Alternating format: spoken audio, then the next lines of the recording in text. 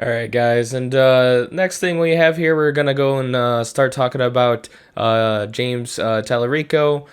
Just checking on the campaign and kind of see how some things are going. I've got a couple of clips here that I want to play for you. Let's kind of just to kind of go over some of his newer stuff that he's kind of released, but I also have that Joe Rogan clip that I kind of shared from earlier. It's like 4 minutes long or so, but I think he does a really good job. This was before Joe Rogan obviously lost his brain and COVID and went crazy and all that shit. But yeah, let's go ahead and jump into it.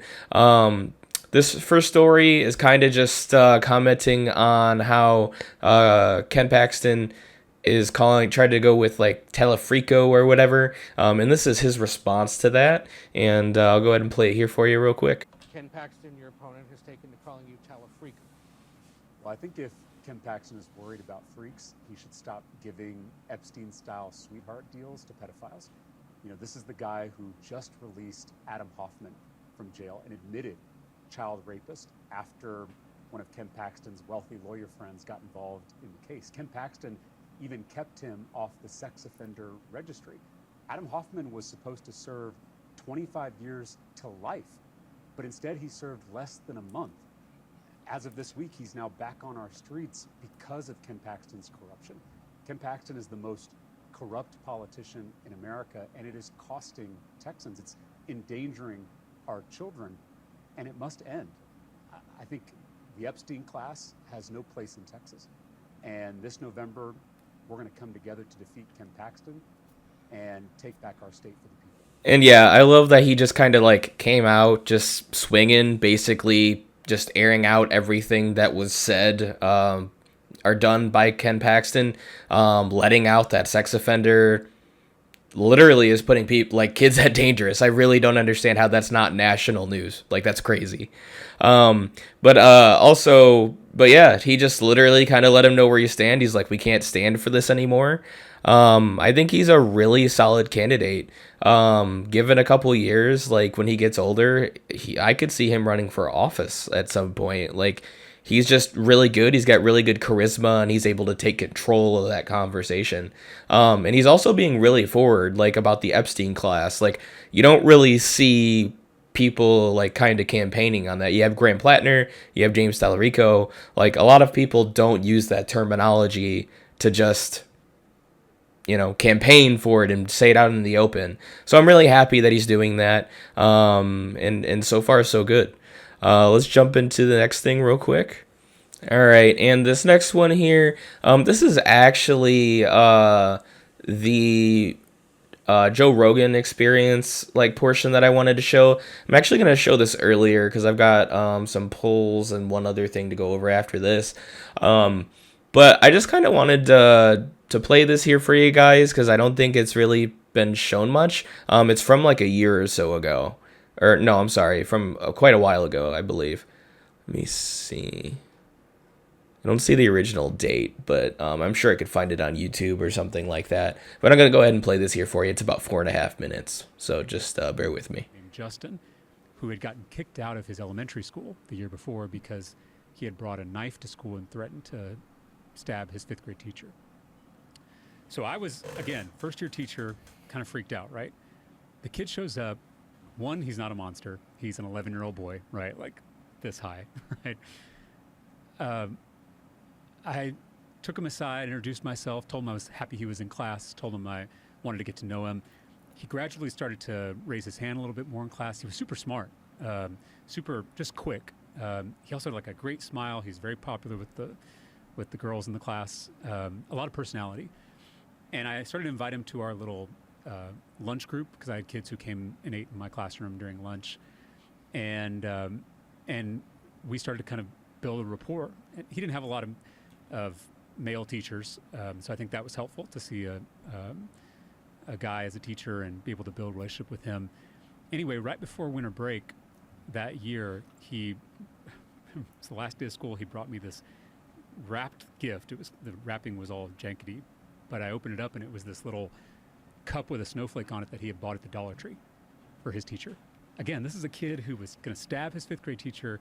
A few months later, he's bringing a snowflake cup to his sixth grade teacher.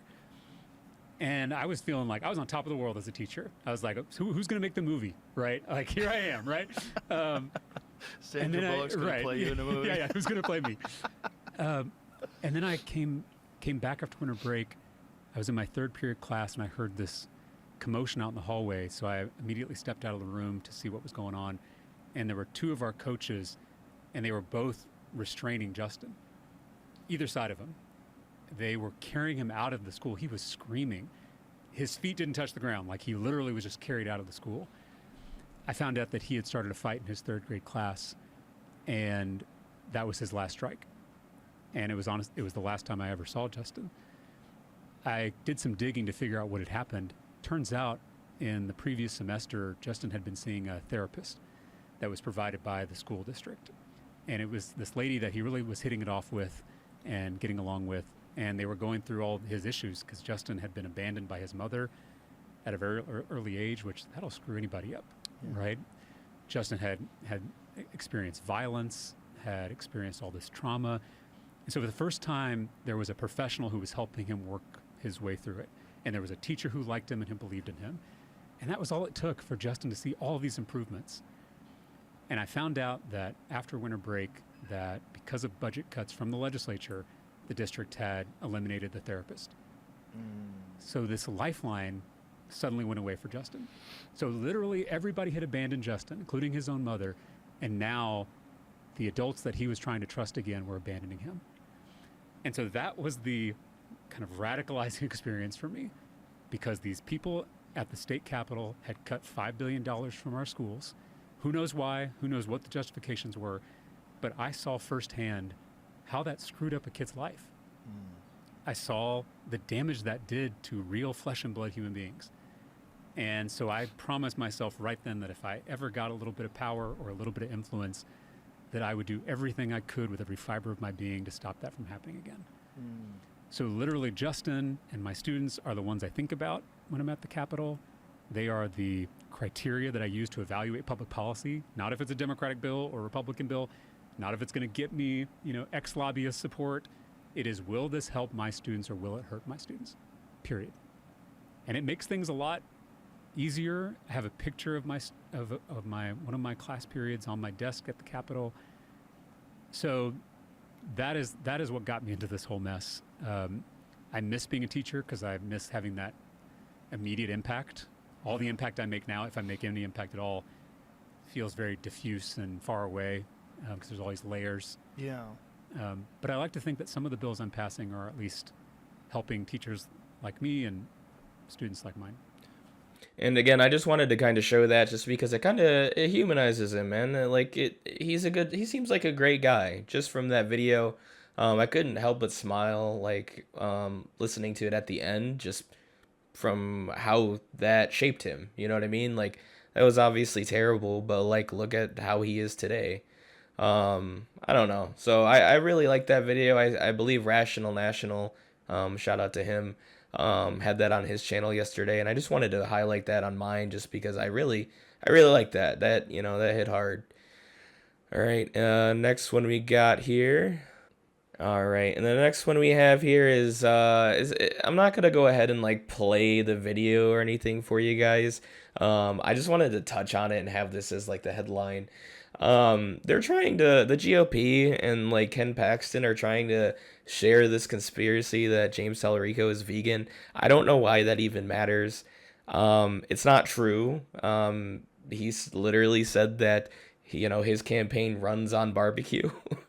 But not only that, there was another article released today that I saw that they investigated his girlfriend and she's apparently vegan. I don't know if that's true, but I also don't know why they're trying to get this angle. It's like you have no constructive criticism on any, I mean, not that they have any anyway, but they have no constructive criticism on any policy. So it's like, let's just go after what he ate. Like if we do look at this real quick, it was because he ordered a potato, egg, and cheese breakfast tacos when he was meeting with President Obama. So, I mean, that's some reading between the lines type shit right there. I don't know. But I just thought that was funny. Again, no idea why that even matters, but teach their own, I guess.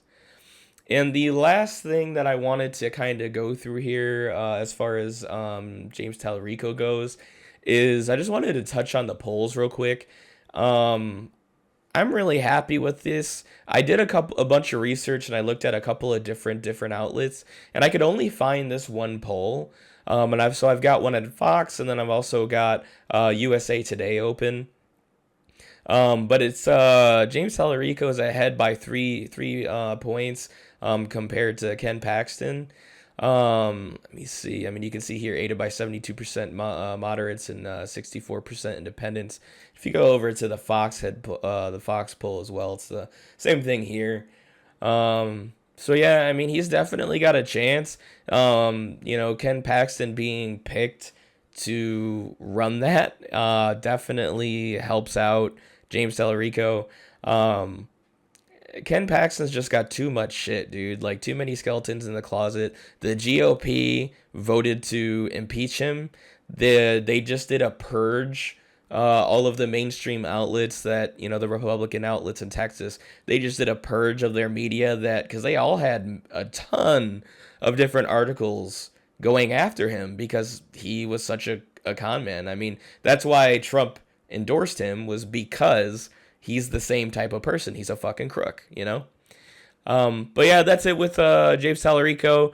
I really hope he wins. He keeps it up. I love his energy. I love what he's doing. And I love his message. So I hope he keeps it up.